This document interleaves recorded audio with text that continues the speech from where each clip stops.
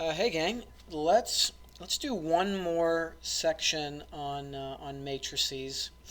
I think there's a little bit more that would be really good to kind of introduce you to give you a pretty thorough, at least beginner sort of look into like matrix algebra. And then if you see this later on in college or whatnot, then you'll be in great shape. So I have it's another like lecture burst and bit of like notes that I don't really have a nice handout for at this time. So once again, if you could like grab your own paper and kind of follow along on scrap paper or notebook paper. I know I'm the first one that like really likes to have nice notes handouts for guided notes, but doing this old school again. So here we go. X.4, we'll just call it section 4. There never quite was a section 2, but let's call this matrix inverses. Ooh, man. So we're going to be doing inverses of matrices. This is going to get crazy. To kind of really set us up to start talking about matrix inverses, I want to talk about the identity matrix. Okay? I may have mentioned once or twice throughout the semester that the word inverse, so again, like this is the big word of the day, I guess. The word inverse in mathematics, you got to be really careful about, because we can talk about how there's like an additive inverse of a number, there's a multiplicative inverse of a number, but then you could also start talking about the inverse of a function. And that's where we were talking about, with exponential functions and logarithmic functions. Like those are inverses of each other, like as functions. But with this, we're actually sort of going back to the days where, an additive inverse was like just like the opposite. So, you know how you could say 6 and negative 6 are opposites. 6 and negative 6, they're opposites. But you could also call them additive inverses. And, as far as like multiplicative inverses went, we usually call those reciprocals. So 6 and 1 over 6, those are multiplicative inverses of each other. Or, 2/3 and 3/2, right? So this is we're actually kind of going back to that. So, like I said, 6 and 1/6. So maybe we'll kind of, almost like a flashback, so a flashback, 6 and 1 over 6 are multiplicative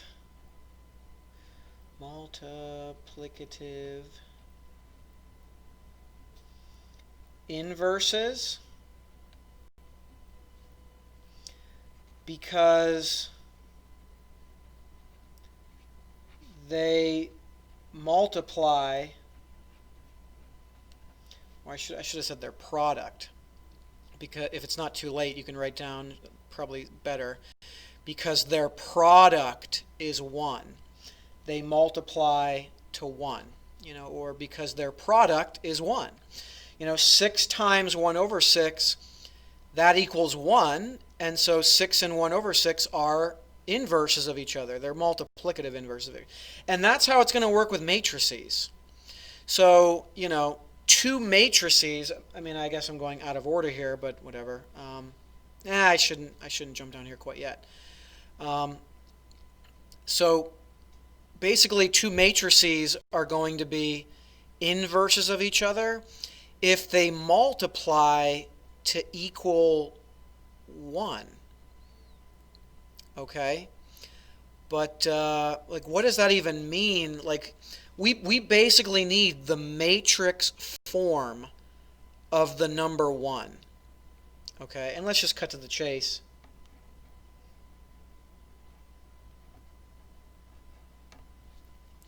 This 2 by 2 matrix right here, 1, 0, 0, 1. And here's an example of a 3 by 3, or this is the 3 by 3 identity matrix. 1, 0, 0, 0, 1, 0, and then 0, 0, 1. So, cutting to the chase here, these are what identity matrices look like. These are like the matrix equivalent of the number 1. Okay?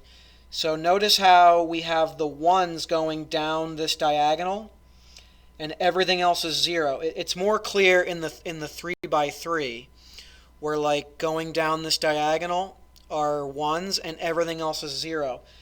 I'll even write down the identity for a 4 by 4, which should really make my point. So 1, 0, 0, 0, 0, 1, 0, 0, 0, 0, 1, 0, and 0, 0, 0, 1.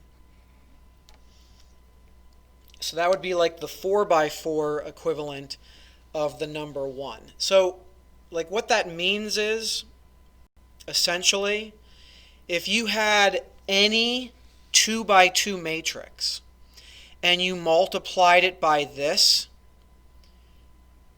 it wouldn't change the identity. Just like back in middle school and whatever, or like the very beginnings of your algebra career, we were like, okay, if you multiply like 8 by 1, it's going to still be 8. 8 times 1 is 8. 3 times 1 is 3. So anything times 1 is itself. It doesn't lose its identity. So, like I was saying, this is like if you multiplied any 2 by 2 matrix times this, it would be itself. It wouldn't, you know what I mean? And if you actually thought about this enough, like, yeah, why is that?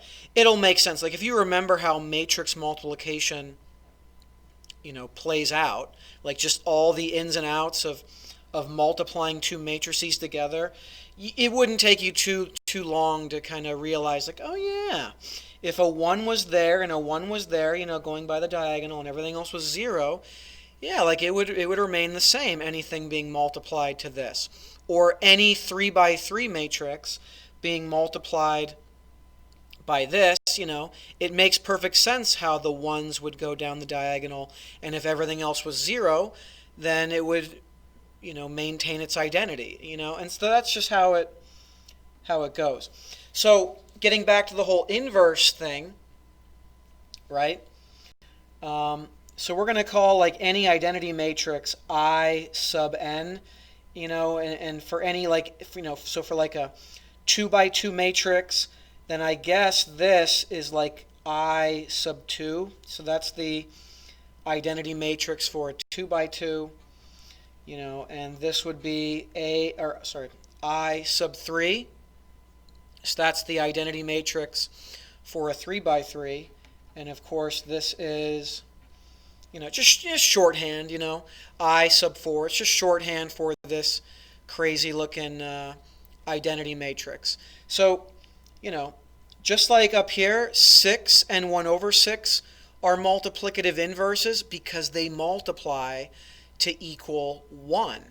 Well, as matrices, matrix A and matrix B are going to be inverses of each other if A times B as well as B times A is going to equal, the identity matrix, right? And this covers, whether it's a 2 by 2 or a 3 by 3, whatever. If you multiply a couple, like two matrices together, and they equal the identity matrix, then they are inverses of each other because they're essentially multiplying to equal 1.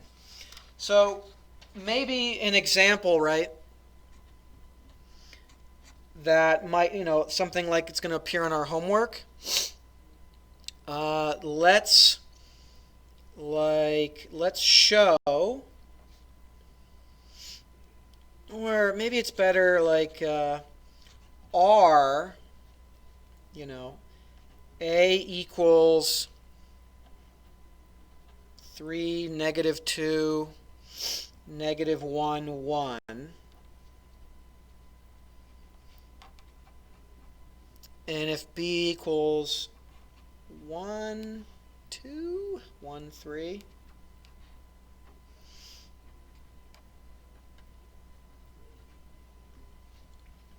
So if A was that 2 by 2 and B was that 2 by 2, 3, -2, -1, 1, and 1, 2, 1, 3. Are they inverses of each other? And so here's what we'd have to do. We would first check AB. Okay. So, and I'm going to try to, not go overboard on writing out work. So if we did A times B, that's this matrix times this matrix. Remember how that works? Rows times columns. So 3, watch carefully, this is just a review of the previous lesson, but 3 times 1 plus -2 times 1. So 3 times 1 is 3, -2 times 1 is -2. So there's my 1. And then now we got to do this row times this column. So 3 times 2 is 6. -2 plus 3 is -6. So we add those up. There's 0. And now we got to do row 2 times both columns. So -1 times 1. That's -1 plus 1 times 1. So there's a 0. And then this row times this column. -1 times 2 is -2. 1 times 3 is 3. And when you add those up, there's 1. Okay, so check. And then B times A. We also technically have to do that. I'm thinking. So remember, now it's like this matrix on the left. So it's going to be these rows times these columns. So 1. Okay, you got to just do this. I know it's tough to do this in your head. 1 times 3 is 3. 2 times -1 is so there's 1. Okay. And now we got to do this row times this column. So 1 times -2 is -2. 2 times, so there we go. Bam, bam. And now we got to do this row times both these columns. So 1 times 3 is 3. 3 times -1 is -3. You add those up, you get 0. And then 1 times -2 is -2. 3 times 1 is 3 when you add those up. So this is a yes. And that's all it takes. You see if A times B will get you the identity matrix, and if B times A will get you the identity matrix. And so yes, these are inverses of each other. Okay? Now, what if we had to kind of like move on to finding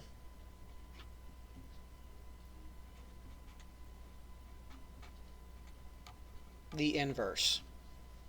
Okay, so I might as well put in this title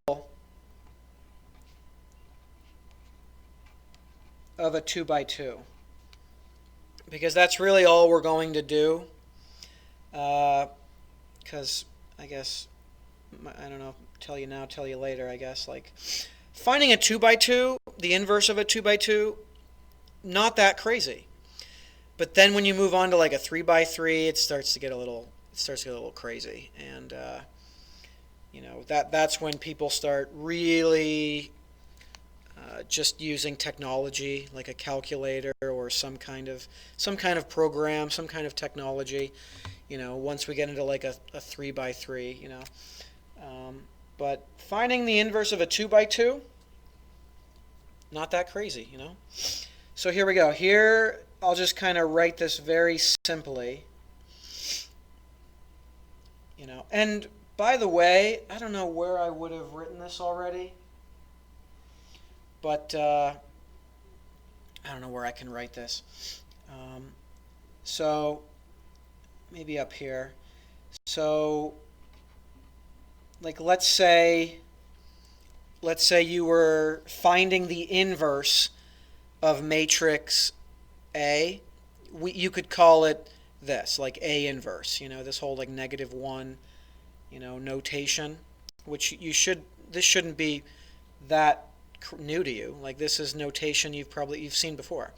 But so yeah, this whole like -1 deal, which I'm not a big fan of as a general rule, but anyway.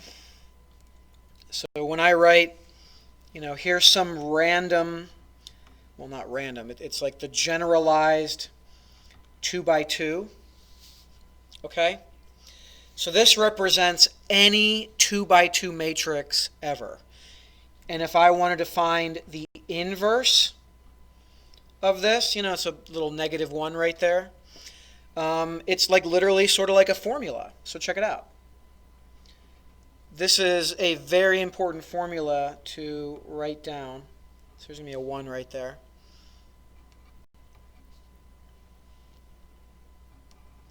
This is going to look very weird.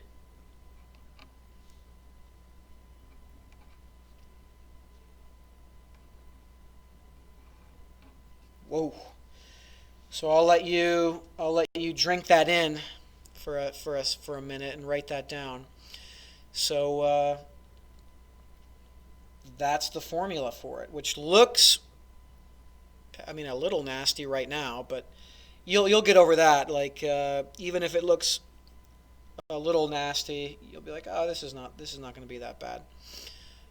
It's really just a formula. So again, A, B, C, D are from your original 2 by 2 matrix that you're trying to find the inverse of, right?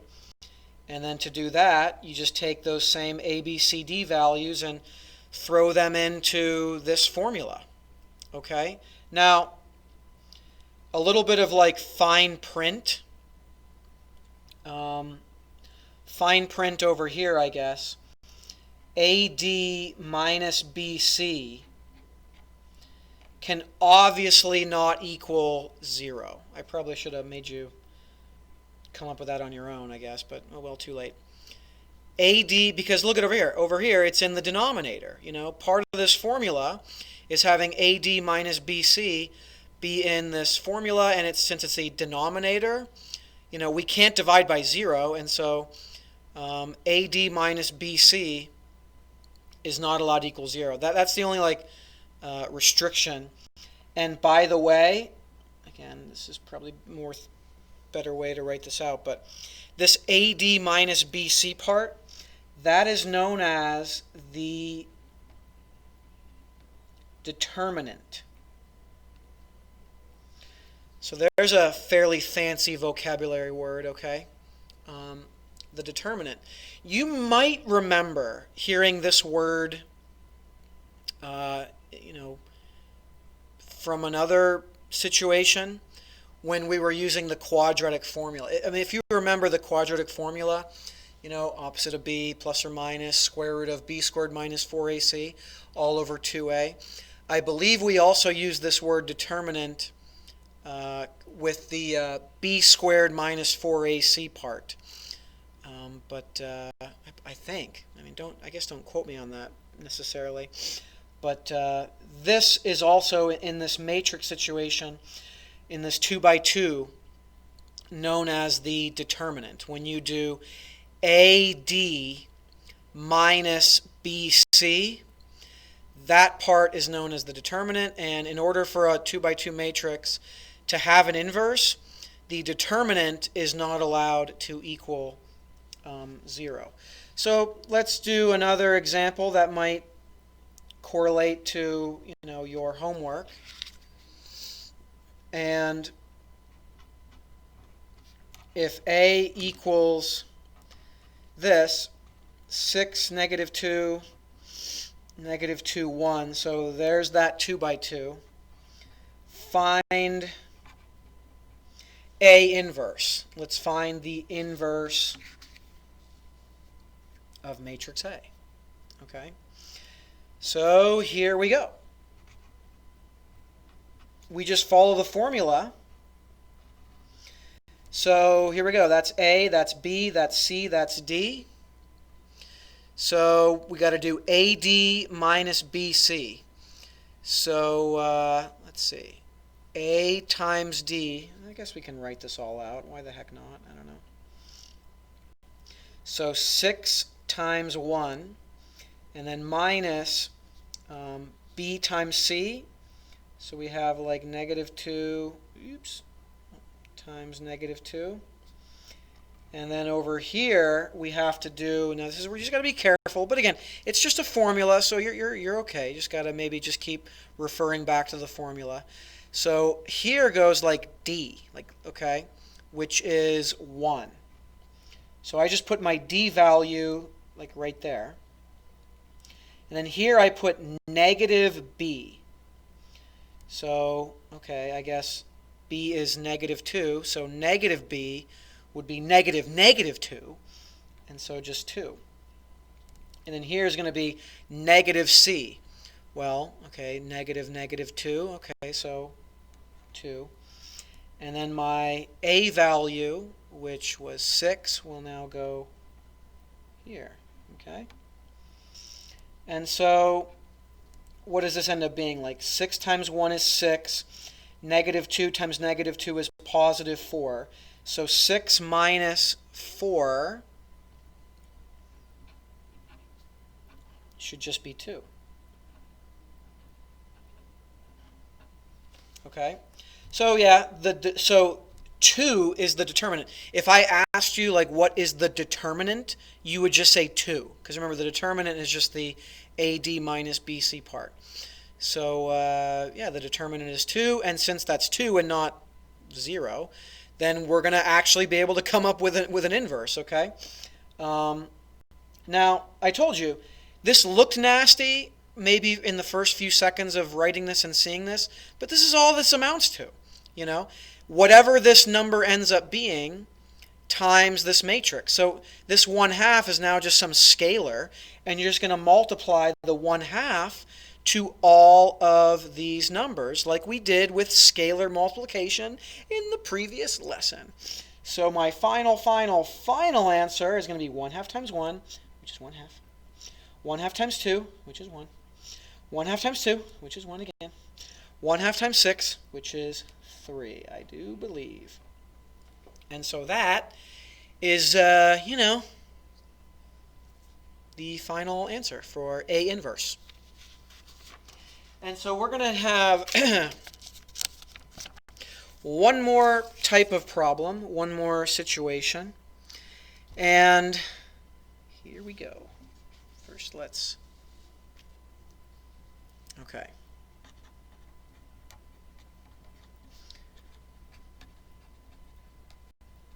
Solving systems.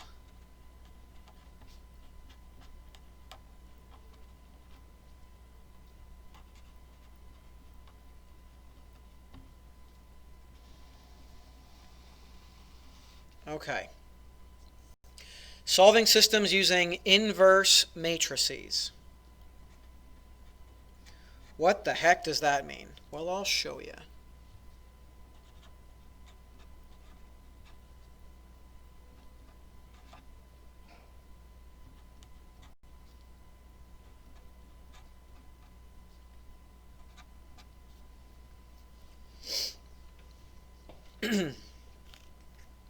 So let's get that written down.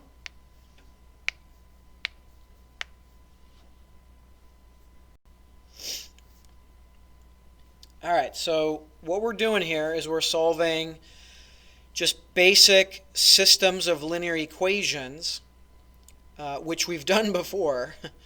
I don't know if we've literally done. Yeah, we've done this, you know, and you definitely did it with your Algebra 1 and Algebra 2 teachers. But you know, so in the past, you would just bust out the substitution method or the elimination method. But I guess this final little topic here is teaching you how we can actually solve this using inverse matrices. It's a little more, I don't know. It's not going to be like an improvement on using the elimination method. So you're probably wondering, like, why are we doing this? But I don't know, for some reason, not for some reason, but like I do recall how this is definitely a thing in, this could definitely end up being a thing in like a college math class, like a college algebra class or whatever.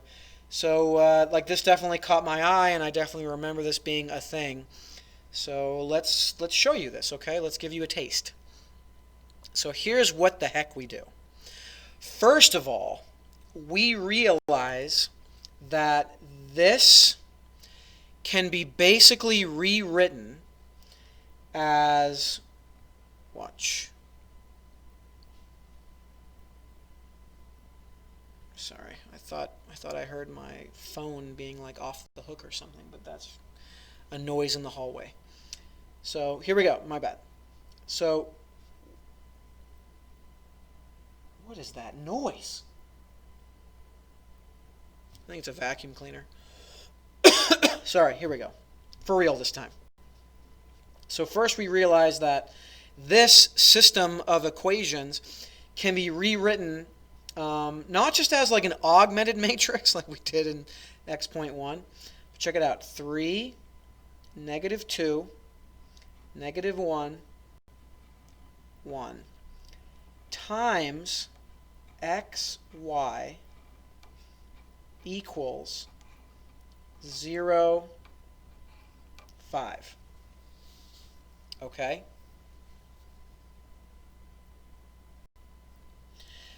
So I know this looks new and kind of weird, but think about it. If you remember how matrix multiplication works, right? This row times this column, what would you get? You'd get 3x minus 2y. Boom, bam. And so equals 0, And if you did, this row times this column, you'd get -1 times x plus 1 times y, right there, equals 5. So this totally is the equivalent of that system. Okay, so that's the first key thing to understand. Okay, and so essentially we're solving for x and y. We're solving for this matrix. Okay, so if we consider this matrix A, and I guess we could consider that this matrix X, I guess I don't know. Maybe I should come up with a different letter, but this is the norm, okay? So this is like matrix A, and we could sort of maybe refer to this as matrix B. What I'm going to do is I'm going to multiply both sides by A inverse. And it's important to make sure you realize that I'm multiplying the inverse of A to the left here, and therefore, and again, what's A inverse, whatever that ends up being, times A? That's just going to be the identity. It's almost like that's going to cancel out. You know what I mean? Like A inverse times A, they're going to essentially cancel each other out, and I'm going to be left with like this matrix. Over here, I have to also do A inverse times B. If I have A inverse on the left here of matrix A, I have to also have A inverse on the left of B. You know what I'm saying? So I'm going to basically multiply both sides by the inverse of A, whatever that is. And so over here, we have to figure out really quick. And here's where I use my formula. So remember my formula? It's AD minus, so we got 1 over the determinant, which is AD minus BC. So again, here is here's my A, B, C, D. So remember, we got to do AD, which is just 3, minus BC. If you do B times C, you get 2. Oh, that is nice. That's just going to be 1 over 1. I like that a lot.